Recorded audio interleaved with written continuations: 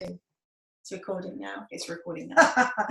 Okay, so welcome everybody. I am joined today by Claire Mockridge. Hello.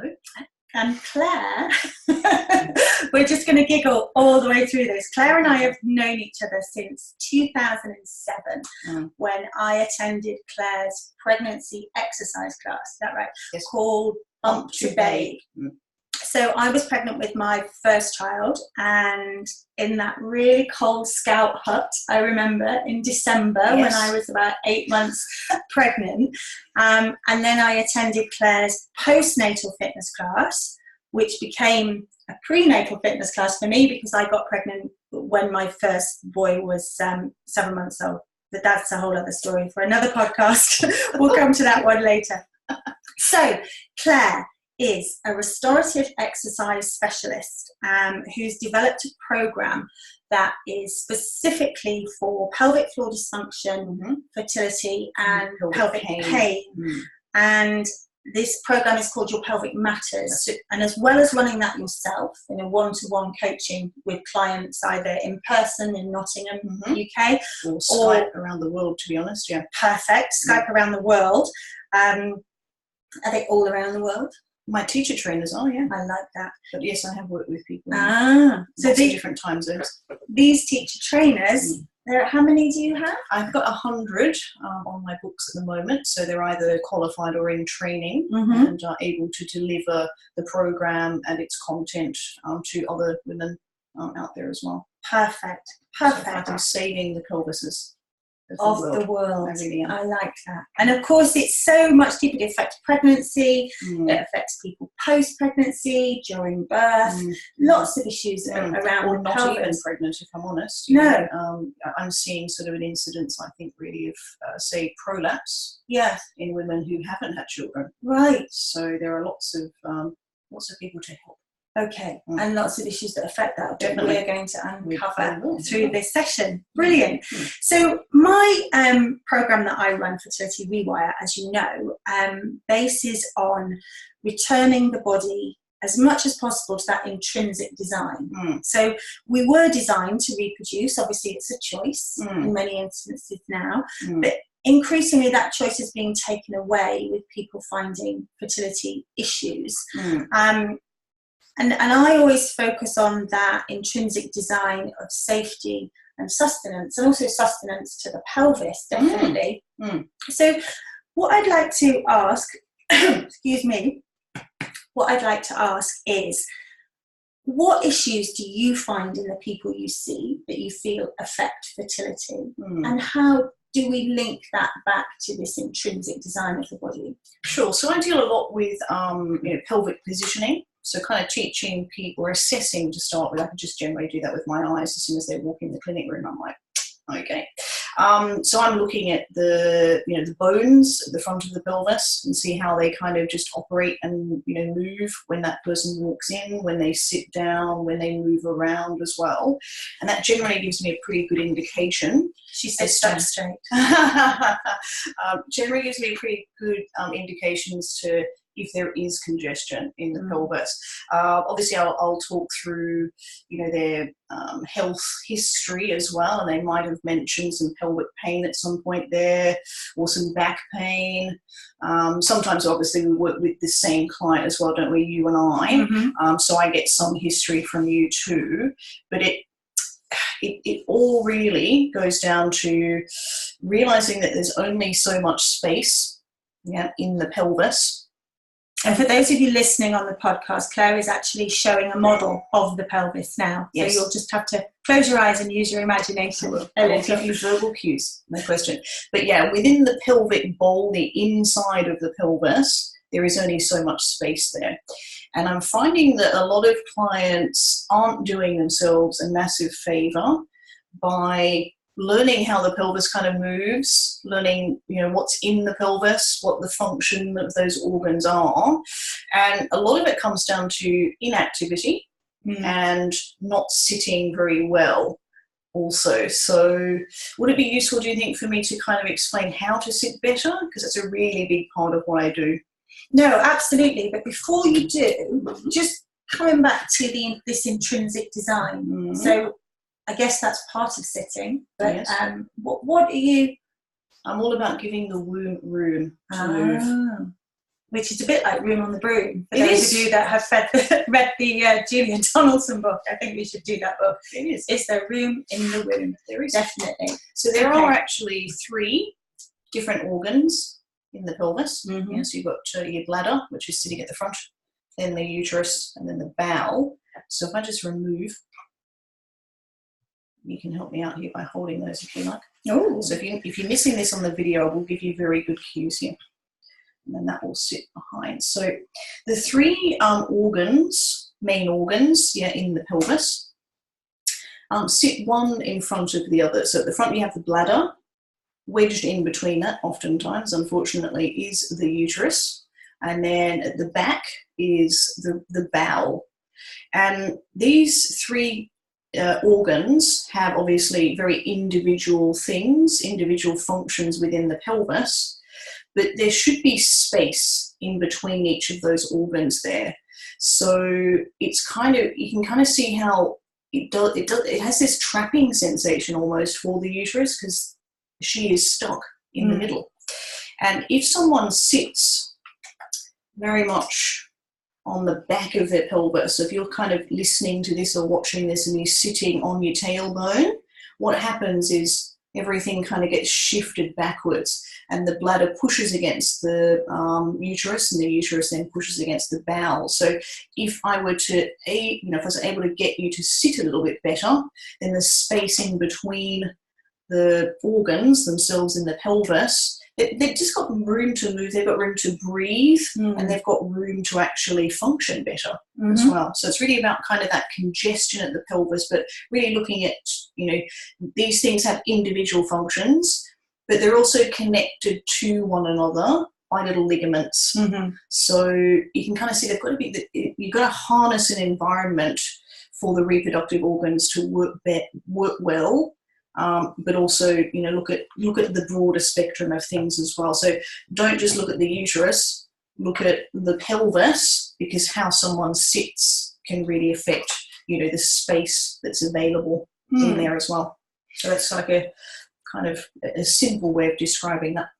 And how might that affect somebody's fertility specifically, or how might they know that this could potentially be an issue for them? So the markers you'd be looking at really would be kind of, that excessive sitting on the tailbone. So if when that person stands up and just wanders around, if the pubic bone, the base of the pelvis, the front of the pelvis, is sitting further forwards than the hip bones, then that's what we would describe as a posterior tilt. Okay. So when they're walking around, I can just tell, skeletally, that bone here has really got to line up with the hip bones. The bony prominence is at the front of the pelvis. You've got a right and a left hip bone, should really line up vertically with the pubic bone. Okay. And they often, this excessive sitting on the tailbone, the sacrum really, kind of shifts the pelvic position. It really does, yeah. So people are often told, clients come to me, say that they've had an internal examination, perhaps for their yearly cervical screening. Yeah, sure. Not yearly, 3 years. 3 years cervical screening. Yeah. And they may say that, they've always been told that their cervix is quite hard to find. So they have to. It might be, or it might be tilted one way or the other. Well, and this is due to not that the womb has just decided to have a little wiggle and shift around. It's because this will be potentially years and years of incorrect pressure loads or all sorts of things, really, for that displacement. Displacement in my world of alignment is not a good word to use. No. So if something is displaced or fallen or moved, the human being that owns that body has probably done something, kind of quite irregular over time, over and over and over, and that's when we start to get, that sensation of dysfunction. Okay. So we know that through evolutionary medicine. Might want to touch the pelvis. No, okay. Oh, you can hold the pelvis. I will hold the pelvis. Oh, I feel quite powerful. So there's various attachments to the pelvis. I'm being really careful where I hold the pelvis. So in a previous employ. Part of my qualification history and work history is to work as an ergonomist. So I would work with people in the workplace, often at their workstation, to try and address some postural issues they've got. And generally, people sit in this sway back posture, and also they sit where their knees are either at the same height as their hips bones, or higher than their hip bones, which leads to this position that you're talking about there. Now, they often present to me in an ergonomic situation as having back pain.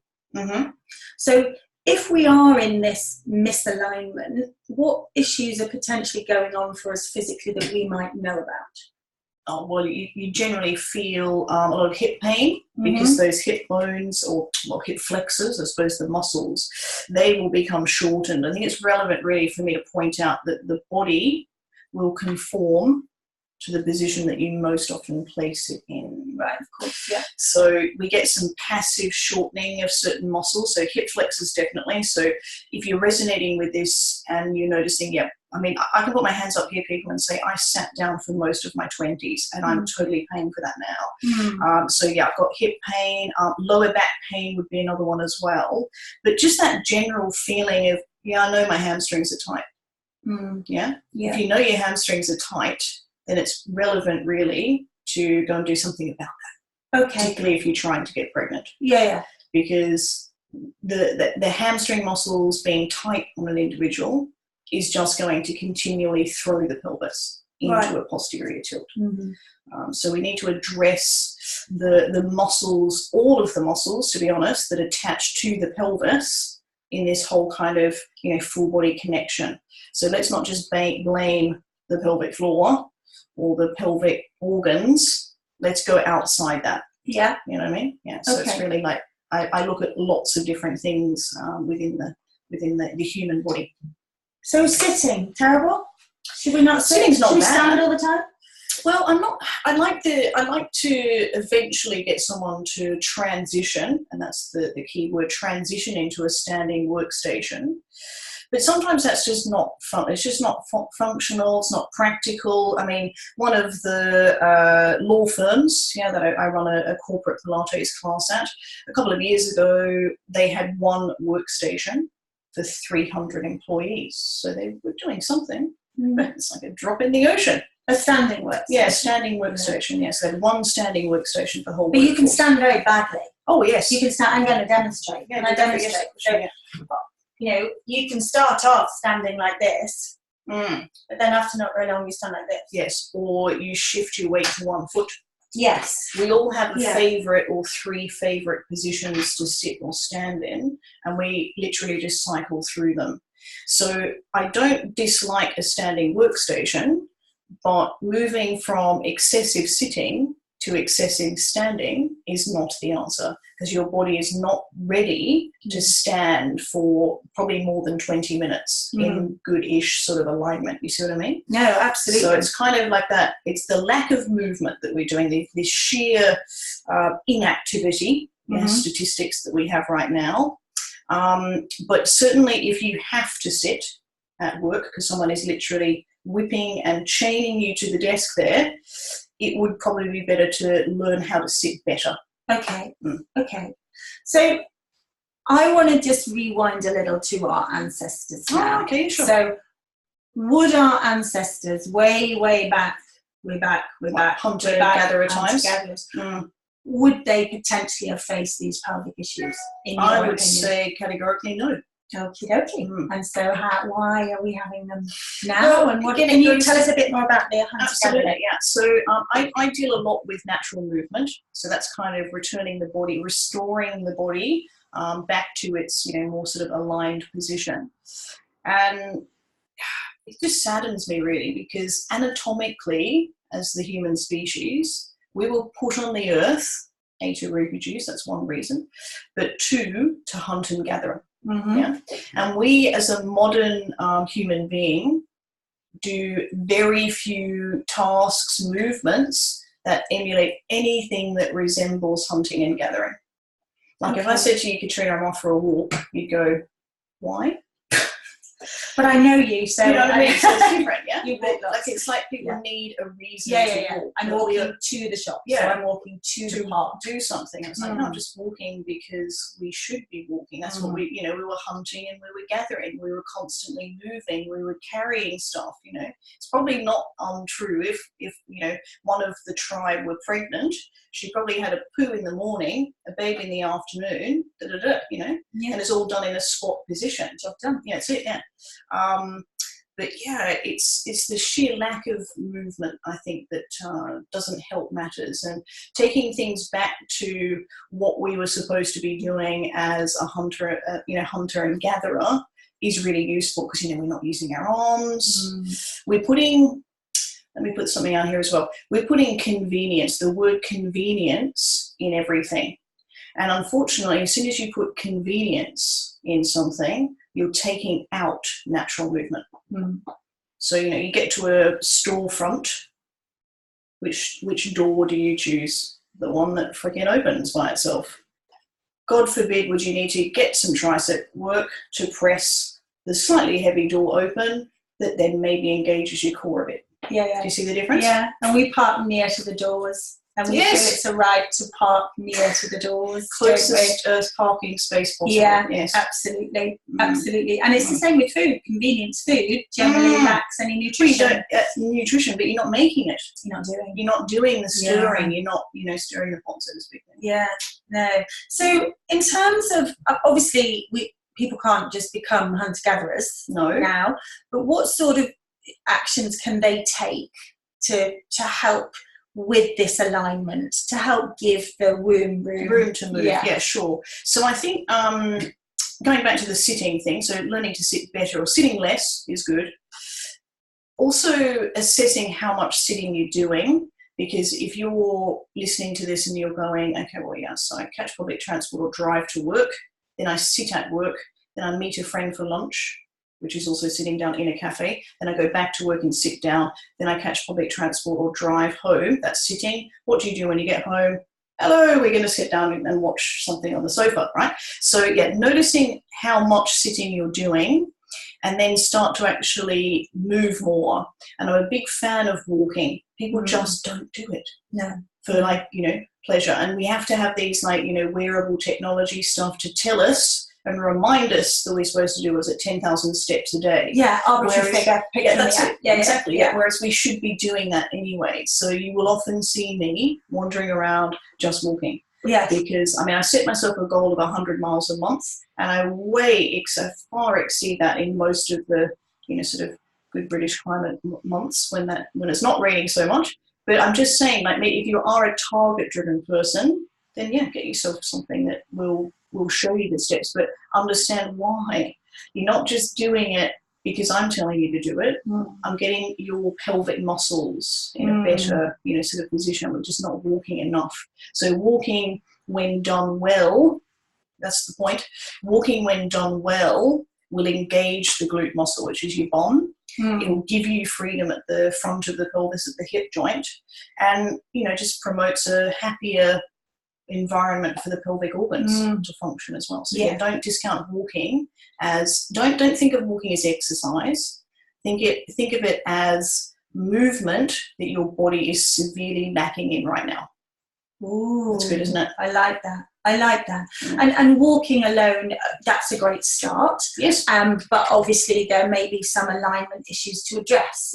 So we're about to record, I'm so excited, we're about to record some things for my Fertility Rewire online course, aren't we? So there's going to be some great exercises that people can start to do themselves. But if somebody wanted to look more specifically at this, and maybe they have the pain that you've discussed, maybe they have the lower back pain, the hip pain, the tight hamstrings, the fact that they have no bum really at all. Flat arse syndrome, I call that. Yes. Don't you love a little Aussie thing there? Yeah. I haven't trademarked it, but I would severely like to. One of the things that we didn't share in the intro is Claire shares my passion for neighbours and home and away. Absolutely. But you're allowed to because you're Australian, obviously. My sister lives in Australia, so I keep up with it. That allows me. So you go la, I can say that now. But so it might be that actually the heavy period, constipation. Definitely digestive issues. Yeah, that might be affecting and giving you a sign of some pelvic congestion there. This tilting of the pelvis that we talk about, which, a change in hormonal balance, that can be affected as well, can't it? So spotting, not having a full flow, things changing, bleeds at different times or whatever. So that they're all massive indicators. I suppose any change in your pelvic floor symptoms would be a slight red flag as well. Yeah. So, again, you've got bladder and bowel.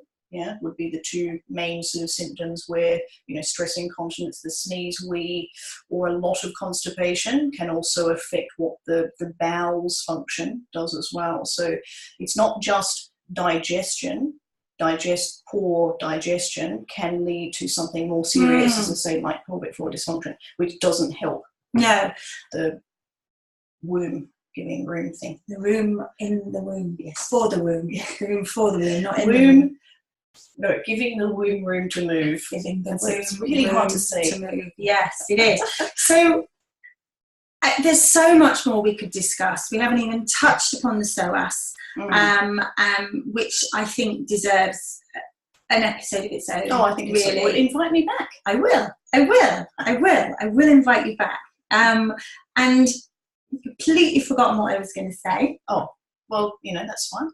We can talk about the bladder and the bowel again. At this point, no, distraction massive. No, there, I'm clapping. So, if people wanted to obviously do work with you then, so we've said that they do the one-to-one coaching and online, or maybe someone's a professional, maybe someone's working in this area already and it's something that they want to work with people on. How can they find you, Claire? They can find me on Facebook. So if you just type in facebook.com and then go /Claire Mockridge Fitness. Is there an I in Claire? There's an I and an E in Claire, and Mockridge is M for Mike, O-C-K, Mockridge, just Mockridge. Not Ridge. No, not Mockridge. It's a K and an R. I will write this in the notes. Oh, yes, probably pop that in the show notes. Yeah. And also you can find me on Instagram as well. So if you're a teacher or a movement professional yourself and you'd like to, sort of work with the client who's trying to conceive or has pelvic pain or pelvic floor dysfunction, then it's the more kind of natural movement stuff that we're going back to, and also the full body approach, which I think is different to a lot of individuals out there as well. Definitely. So we need to get walking. We need to get hunting and gathering. Yep. Stop convenient stuff. So just notice throughout the day what you do. Yeah. That is more convenient. Yeah. It's very interesting. Perfect. Well, thank you so much. We will go again with the psoas, and we'll go and record the course now. Definitely. So bye, everybody. Hope you enjoyed. Bye.